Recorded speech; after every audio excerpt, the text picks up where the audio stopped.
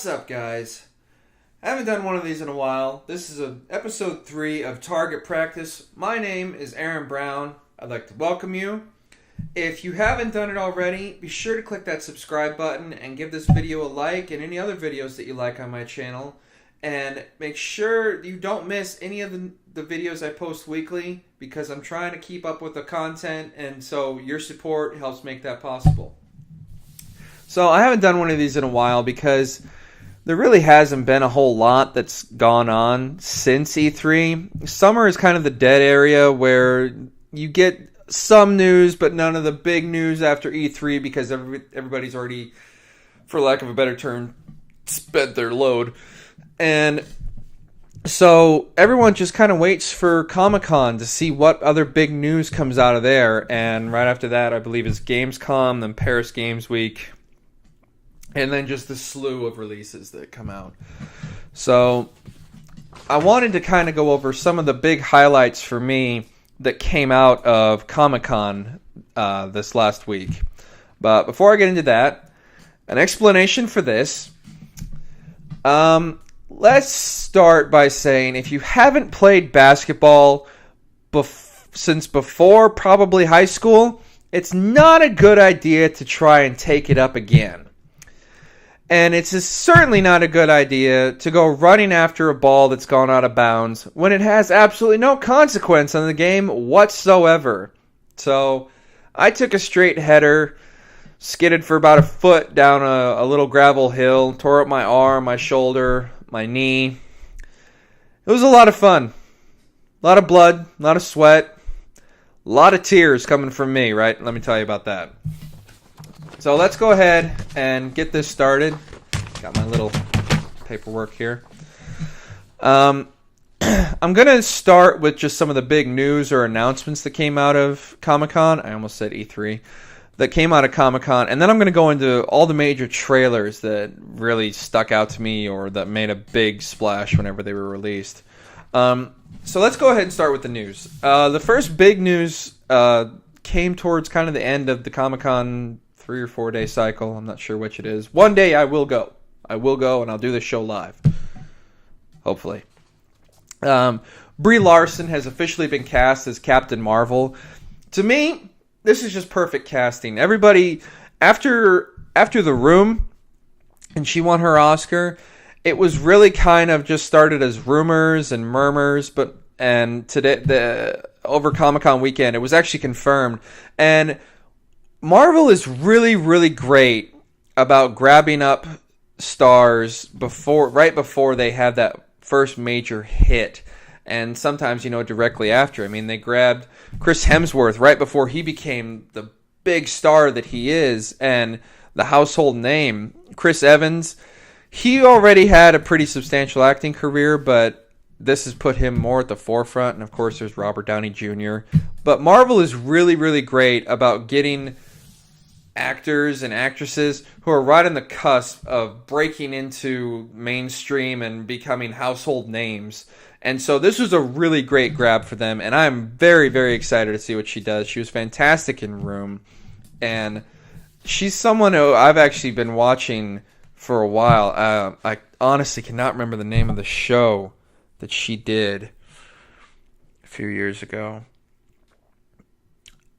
Honestly, all I can remember of that show is that her mom had split personality and she sat in pie. Not the mom, Brie Larson. So, I mean, certain things stick with you. It's weird. But this is really great. Captain Marvel is slated to come out, I believe, in 2018. If I'm wrong, go ahead and correct me. But what do you guys think? Is Brie Larson the perfect choice for Captain Marvel? I know the other one that was circulating around was Ronda Rousey. I know she was really, campaigning to get this role. But I really think that a more seasoned actress is better for Marvel and for us. Because no offense to Ronda Rousey, but I've seen some of her acting stuff, particularly in, what was the latest Fast and Furious movie? Fast 7. So, and that was very underwhelming. She was okay in Expendables 3, but, I mean, I don't really know if she's got the acting chops to carry a whole movie, but we know Brie Larson does. So,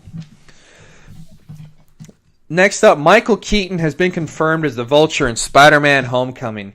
This is just, I mean, it's so weird how things kind of come full circle after a while, because you got excuse me, you got Michael Keaton, who started off, doing comedies and everything back in the 80s, and then he moved on to Batman, and he did stuff here and there, but nothing really as substantial or recognizable as what Batman was. And then he comes back and he does Birdman, where he's playing a washed up actor who used to play a superhero who was Birdman, who had, wings and everything like that. And now he's going into Spider-Man: Homecoming, playing a villain no less, which is awesome.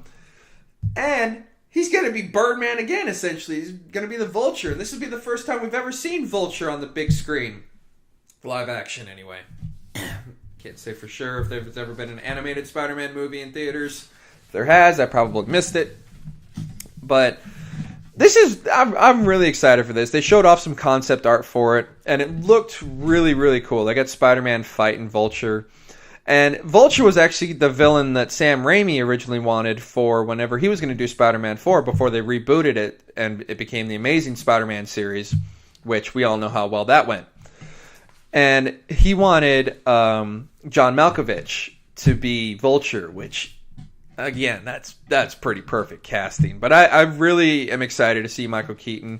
Spider-Man: Homecoming comes out next summer, so it's coming up very quick. I say it's a year. But you'd be surprised how time flies. What do you guys think? Do you like the idea of Michael Keaton once again taking up the wings and becoming another Birdman? I'm very excited for it. Let me know what you guys think in the comments below. Ghost Rider has been officially confirmed to be in Agents of S.H.I.E.L.D. Season 4. It was hinted at when they had the banners along the buses or trains. I forget which mode of transportation it was. But they had the chain that said, like, vengeance is coming or something like that. He's going to be played by Gabriel Luna, and he's going to be playing the Robbie Reyes Ghost Rider character, which is very interesting because instead of the flaming skull and the motorcycle, instead he drives a Charger, and he just has this really awesome looking skull motorcycle helmet, and he's got a little brother, which is part of the reason he becomes Ghost Rider, is to help him out. So I think it's a really great character arc, and I'm a little fuzzy, but I think it's going to be Ghost Rider is going to help bring Doctor Strange into the Agents of S.H.I.E.L.D. kind of universe, or it might be vice versa. I think Ghost Rider, because there's going to be at least 3 months before Doctor Strange comes to theaters. So, I mean, it's one hand feeds the other. They're both going to help each other out. Do you guys like this casting? I hadn't heard of Gabriel Luna. Apparently he's a big deal on the El Rey network. That's Robert Rodriguez's network. Quick shout out.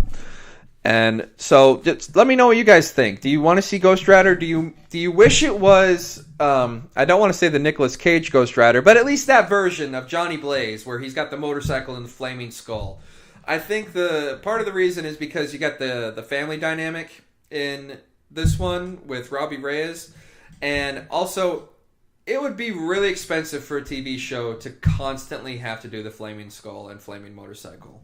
But as long as they keep the flaming chains, which it seems like they are from just the promo art and the promo work that's been put out there, so I'm cool with that. I'm not familiar with the Robbie Reyes Ghost Rider, so I'm excited to see what kind of character this is. And as you know, there's multiple Ghost Riders over all different generations, so this is just the newest one, I guess. Next up is Pokemon Go. Now, I know probably about 95% of my audience is playing this game, and the other 5% just either don't understand it or are just skipping it. You know who I'm talking about. But I love Pokemon Go. I'm not able to get into it as much as I would like. I can't go around hunting Pokemon all the time, but I do fairly well. I just got to level 15 last night, so yeah. And I've caught a fair amount. I've caught about 60 Pokemon, different species, not just overall, different species of Pokemon. So I really like it. It's hooked me. I'm checking it constantly to see if anybody's popping up on my map. But I live in the boonies, so what I get are a lot of Pidgeys and Rattatas, and I have to drive 3 miles to the nearest Pokestop. So yeah. Anyways, Niantic has unveiled the name of the team leaders for Team Mystic, Team Valor, and Team Instinct as Candela, Blanche, and Spark, respectively. I haven't gotten into the gym portion of Pokemon Go. I'm not really in it to take over a gym, choose a team, go do battles or anything like that. I'm in it for the collecting aspect of it. And the game does a pretty good job of just, if that's how you want to play it, that's how you want to play it. As soon as you click on a gym, though, you better choose a fucking team, apparently. But I love the collecting aspect of it. It takes me back to my childhood. I'm so glad they went with just the original 150 Pokemon, because if they'd have brought in the new, 500, I think it is, I probably wouldn't be as into it as I am now. That's probably a blatant lie. If anything else, if they did bring in those other ones, it's going to help me know what character is what whenever Pokemon Sun and Moon comes out this November. But they revealed the names of the team leaders, which they didn't really explain what purpose that's going to serve or how that's going to affect the teams going forward. But they did confirm that trading will be coming, which that's very, very good, because my nephew has been able to catch so many more rare Pokemon than what I can do from where I live versus where he lives. So if I can just complete my collection by maybe snagging a few of his, I'm okay with that. I don't consider it cheating. I consider it a part of circumstance and my location. So there's two things. I'm going to start with the least likely one. Well, not the least likely, but the least important to me personally. One is they are also looking into a way to prevent players from poaching a gym immediately after it's won. Now, what this is when you go in and you fight at a gym and you defeat the Pokemon that's guarding that gym, there's about a 5 to 10 second delay before you can choose the Pokemon that you want to guard that gym. And if someone else happens to be in the area while you're doing that, if they have the ability to choose a Pokemon and put it in the gym before you do, even though you're the one who beat that gym and claimed it, this is really, really unfair to those people who are doing the battling system and trying to take over the gym. So I do hope that they get this rectified pretty soon. Lastly, they acknowledged the 3-step bug and are looking into how to fix it. You better!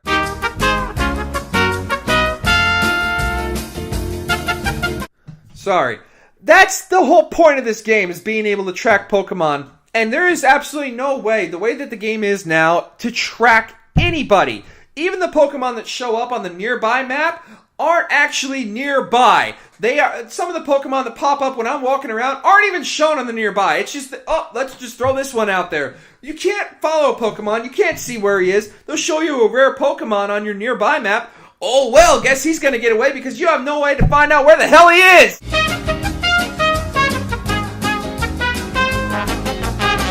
As you can see, I'm rather passionate about Pokemon Go and the collecting aspect of it.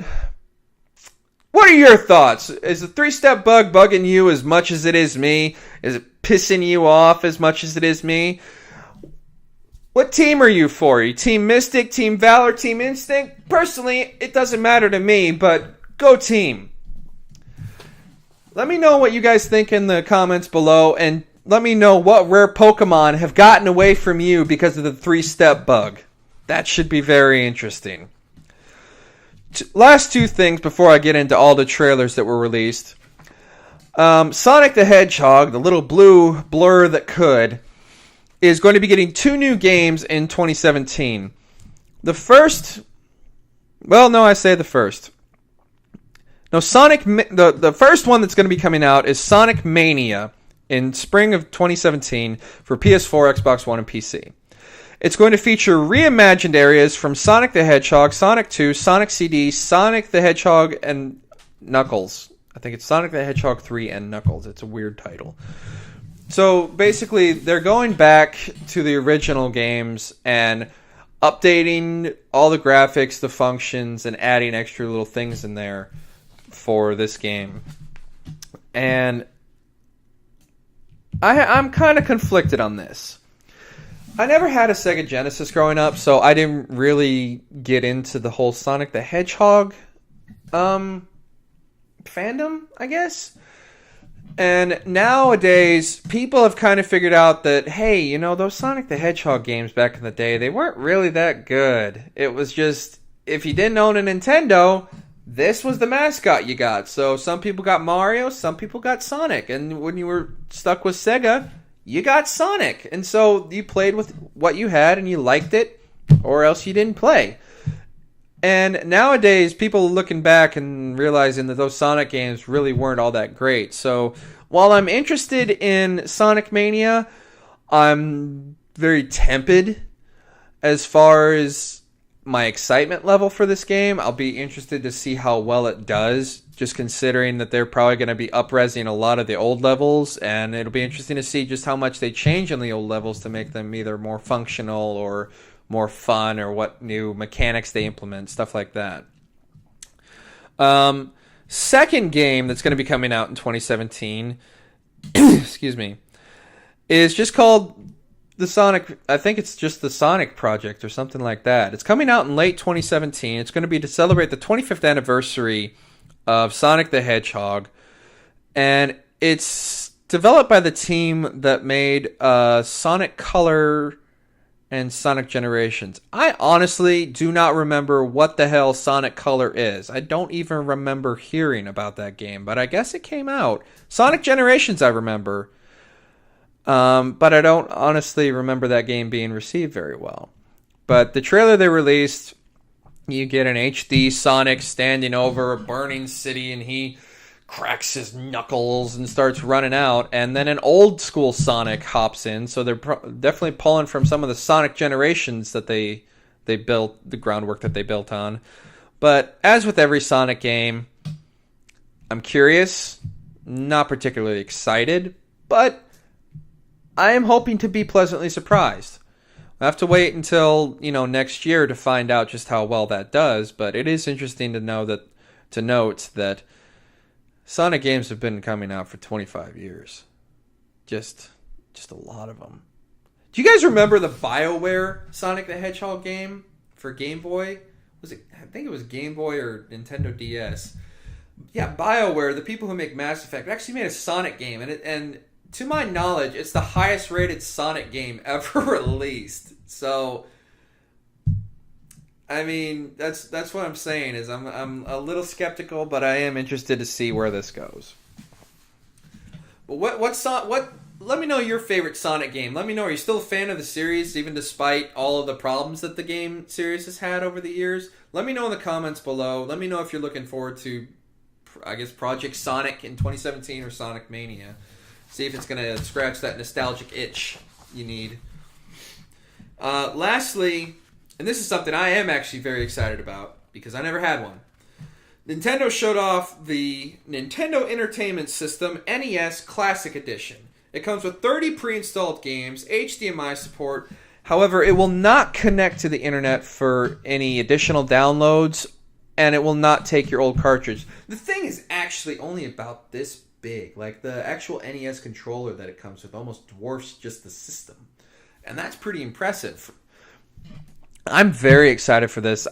Because if you go on the Virtual Console and try and buy the 30 games that are listed, it's between $5 to $10 a piece.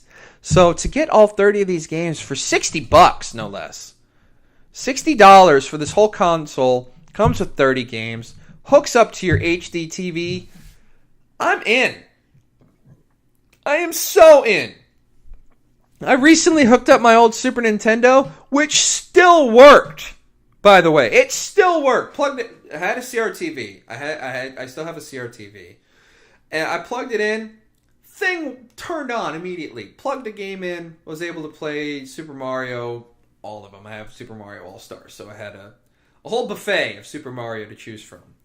But I'm really excited about this. This would be perfect for my daughter to start playing games because it's just the directional pad and the two buttons, the two face buttons. So it doesn't really get that much more complicated. She was having some trouble with the four buttons. Even though a lot of the games only have the two buttons, it'll be a lot easier for her to figure out if they're just right next to each other. But I'm really excited for that because I can play it while she's sleeping. I never had an NES growing up, so I missed out on a lot of those classic games that everybody remembers. It's going to come with Super Mario Brothers, Super Mario Brothers 2, Super Mario Brothers 3, Legend of Zelda 2, Castlevania 2. It's just go look up the list. It's amazing. A lot of the games are the second entry, which I guess Nintendo thought the second entry was automatically better than the first, but most cases they're right. So this is supposed to come out November 11th. Let me know if I'm wrong, but it's going to be $60. The US has yet to start pre-orders to my knowledge on today, but it is available for pre-orders overseas. If this is something you're interested in, I highly recommend you get on it as soon as you can, just because it's probably going to be one of those collector items where Nintendo grossly underestimates how many people are going to want it. Kind of like they did when Pokemon Go released and all the servers crashed because they didn't think that, probably 8 million people are going to be playing the game simultaneously. I say 8 million. It's probably even more than that. But what do you guys think of the new console? What's your favorite original Nintendo game? And let me know in the comments if it made the list and if you're going to be purchasing one of these come November. Now we get to the big list. Let me do that. Yeah, make it seem like I got more papers than I do. So, got quite a few trailers here to go over. I'm going to try and rapid fire these just to keep the episode a little shorter than what I normally do. So, starting out, which one do I want to start with? Let's just go ahead and go down the list in the order that I have them. The first one up is Doctor Strange got a new trailer. We got to look at the villain. We got to look at more of the powers, and we got to see him just toss his cape, and it came around his shoulders on its own. I'm really excited about this, not just because I have a massive bromance with Benedict Cumberbatch, but because this looks amazing. It really, really does. A lot of people are getting a very Inception-y vibe from it, myself included. It's really hard to ignore once the city starts kind of turning in on itself. But, I mean, in a slightly grounded way that Marvel does their movies, I mean, they have a guy who can shrink down to the size of an ant, for crying out loud. But in the kind of grounded way that they do their movies, I mean, I really don't know a whole lot of ways that you could make magic seem possible. And something like this, it just looks, just the look of it is incredible as well. Next three are from Netflix. They released a teaser trailer, which was nothing but text and a lot of voiceover for The Defenders, which is going to be the whole team coming together. Daredevil, Luke Cage, Iron Fist, and Jessica Jones all coming together. No idea who they're going to be fighting. No idea how many episodes it's going to be, anything like that. It just said,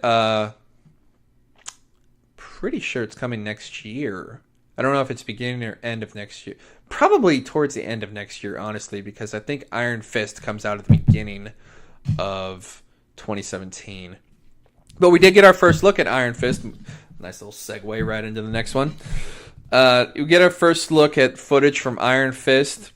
And it looks interesting. It's only like a 1.5-minute trailer, but it shows him as a kid ending up in a plane crash and being taken in by a bunch of monks, and then he's in a hospital and he blows out a wall with, I guess, his iron fists. I don't know. I don't really know a lot about the character. A lot of these characters I'm finding out just from the movies or the TV show. Daredevil is the exception to that. We got a first full trailer for Luke Cage.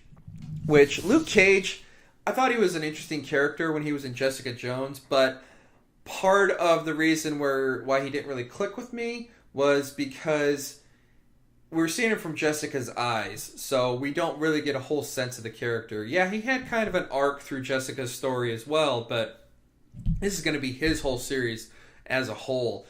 And, oh man, did it look awesome. You get this one more than Jessica Jones gives you an idea just kind of how invincible this guy really is.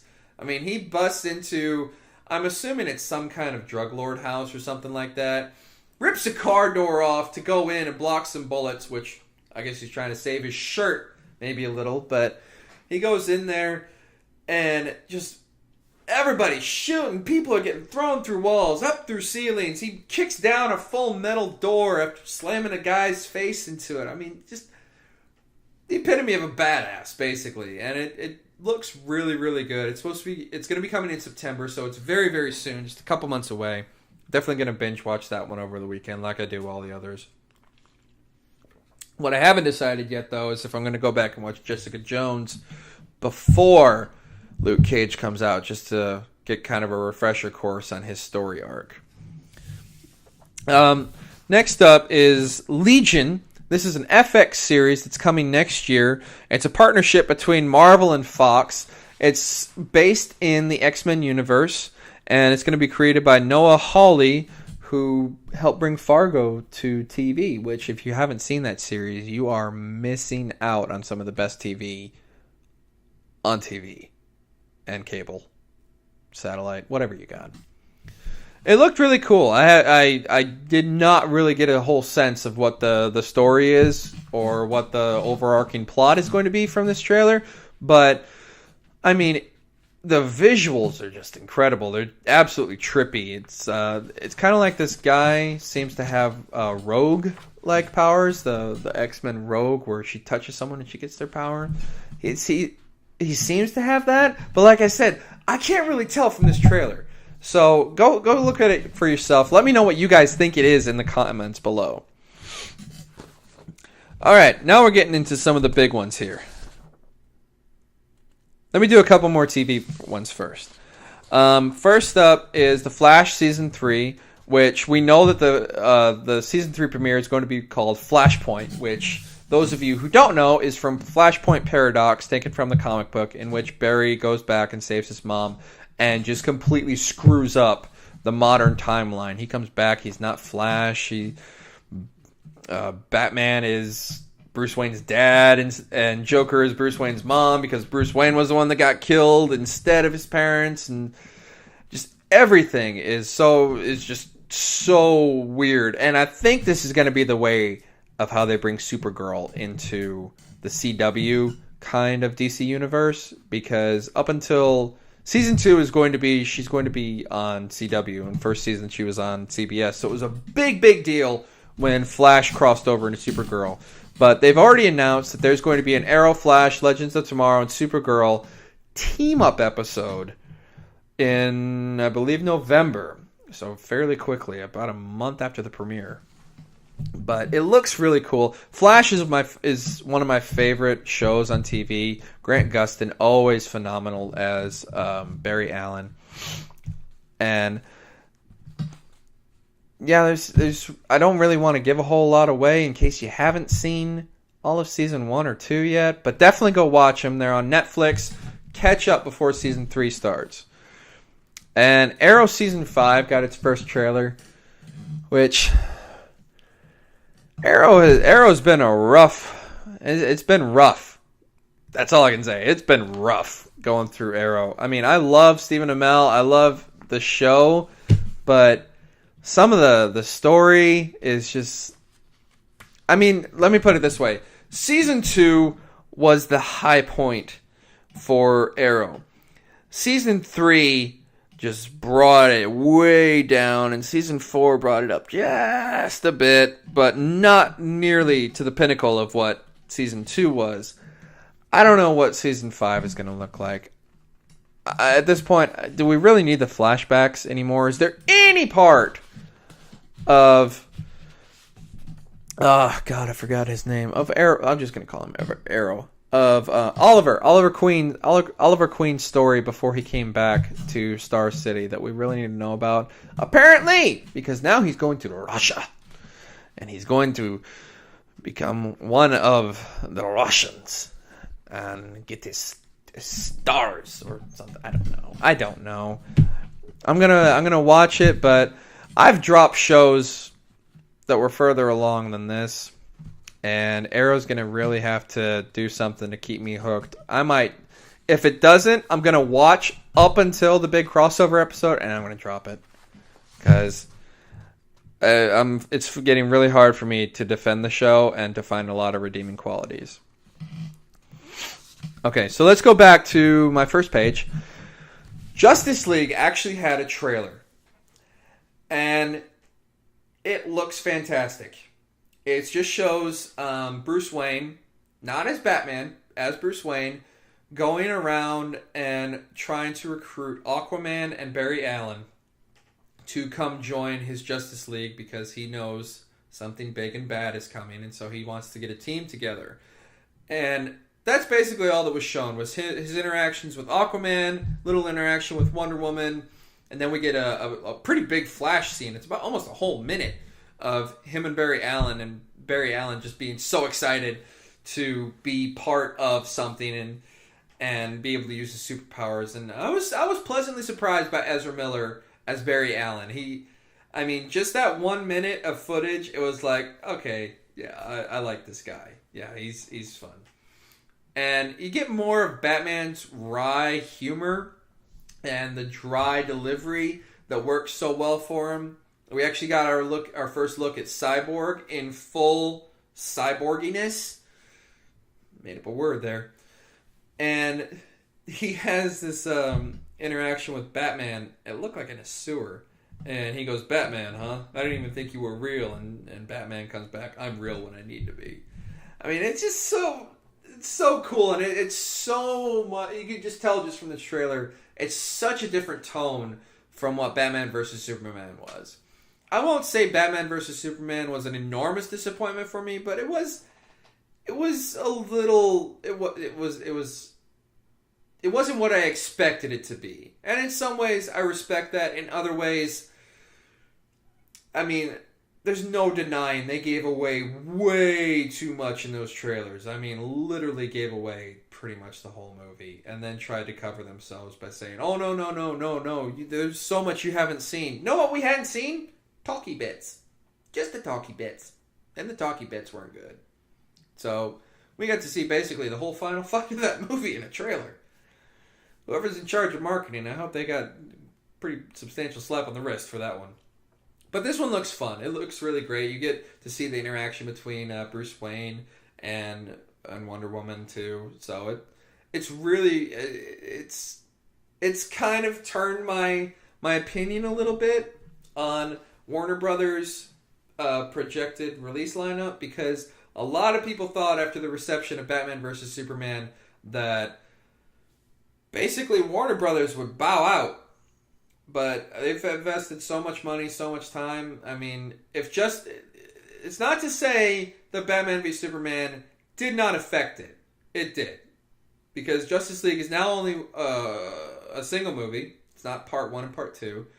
And I gotta believe that there were some rewrites after the reception and to get a few more jokes or lighthearted stuff in there. I mean, hell, Bruce Wayne says to Aquaman, "So I hear you talk to fish."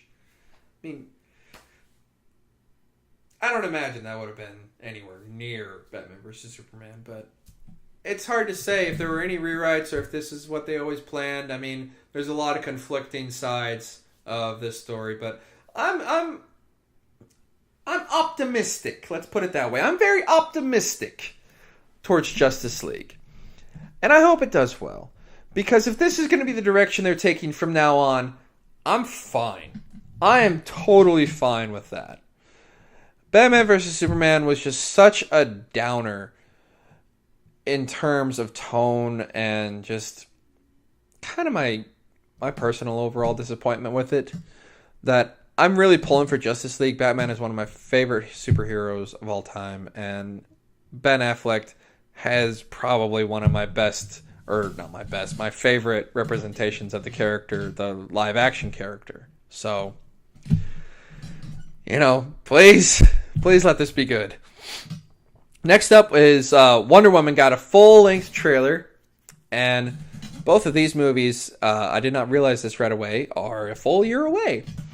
So we won't be getting Wonder Woman until next summer, but damn if that trailer didn't look good. I mean, just, oh, man. Oh, it's so tonally perfect. The pacing was well done. You get the amp up to everything towards the end with her behind the shield and someone switches the Gatling gun on her. And even before that, it's set during World War I, so even before that, everyone's kind of hiding in their bunkers or their little trenches. And she just comes walking out like a total badass and just pops a mortar with her shield. And towards the end of the trailer, it shows her taking on a whole room of soldiers and snapping a dude's rifle over her back. And there's a few hints, too, because it looks like maybe the German soldiers or whoever it is that she's fighting end up at Themyscira somehow, because there's a lot of Amazonians fighting dudes with guns on the beach. And it looks spectacular. But this was a much better representation of Gal Gadot as Wonder Woman, and just this trailer was enough to sell me on it. Like, I'm in. You don't gotta show me anything else. I'm in. I get it. I'm down. So I'm very, very excited for that, and it's gonna be a long wait for Wonder Woman, and probably a long wait for Justice League too, if future footage gets me just as hyped. Lego Batman had its first major trailer. The Lego movie was one of my favorite movies in 2014. And I absolutely loved everything about it. It was totally snubbed by the Oscars because screw you people. And Lego Batman, the Batman in the Lego movie, he was one of the best things to come out of it. And he's getting his own spin-off movie that shows him with his adopted kid who becomes Robin and him having to learn how to become a sidekick. And it even pokes fun at the fact that Robin's got no pants. He just straight up rips them off. But Will Arnett as Batman is amazing, and just the whole movie looks really great. I can't wait to see that one. I actually don't think that one's coming out until next year either. So got 3 more. I'm doing pretty well. I'm keeping this episode relatively short. King Arthur: Legend of the Sword. Was not aware that this was a thing. This is a King Arthur story directed by Guy Ritchie. I'm in. I love Guy Ritchie's style, especially during the Sherlock movies. I have not seen The Man from U.N.C.L.E. yet because it didn't really look to interest me, but I love medieval kind of movies, especially something that looks like this. I believe it's Charlie Hunnam is going to be playing the titular character, Arthur. They show him pulling the sword out and just fighting waves and waves of guys, and you got Guy Ritchie's quick cut style and the fast way that he moves the camera around. It looks really just energetic and fun, and like I said, I love those kind of movies when they're done right. Kingdom of Heaven, I thought, the director's cut, let me make that clear, I thought was a fantastic medieval movie set during the Crusades. So, and even the Clive Owen King Arthur movie way back when was fairly well done. So I'm interested to see this one. I like to watch movies. I like to see a lot of movies. But I like to think that I can tell how good a movie's going to be by the trailer, and this one's got me excited. So we'll have to wait and see. I don't remember or know the exact release date of this one, but we shall see. And I'm going to be probably there on the first day or within the next day to see this one. I'm going to save the biggest one for last and go straight to Blair Witch is getting a new movie. Was not aware of this either. They did kind of the 10 Cloverfield Lane type of thing where it's like, hey, here's a trailer. It's coming out in a month. We'll see you there. This is a direct sequel to the first Blair Witch. It's going to be going back to the found footage. It's directed by, I'm sorry, I forget his name, but he directed The Guest, which is an amazing movie. If you haven't seen it, go pick it up. It's probably like $5 by now. And I just had it. You're Next. He directed You're Next as well, which if you haven't seen either of those movies, you're really doing yourself a disservice. They take normal movie conventions and flip them on their head. And so you really need to go check those out. But I haven't seen the original Blair Witch movie. I have it. I own it. I haven't watched it yet because I feel that just... I don't want to say social media because it came out before social media. Just society in general has taken this movie and taken it through the ringer on like the jokes and poking fun at it and everything about that I don't feel like I could watch this movie seriously and get the same kind of reaction that it got when it was first released back in the 90s. So, but I do want to see the second one, so I'm going to have to watch the first one. And I don't do well with spooky movies. I will say that when you watch it in a theater, it's an entirely different atmosphere, and it's more fun when you watch it in a theater, especially if there's a lot of people in there. Case in point, Paranormal Activity, the first one. When that came out, I went and watched that when they did that whole Demand It thing, and it came to Houston.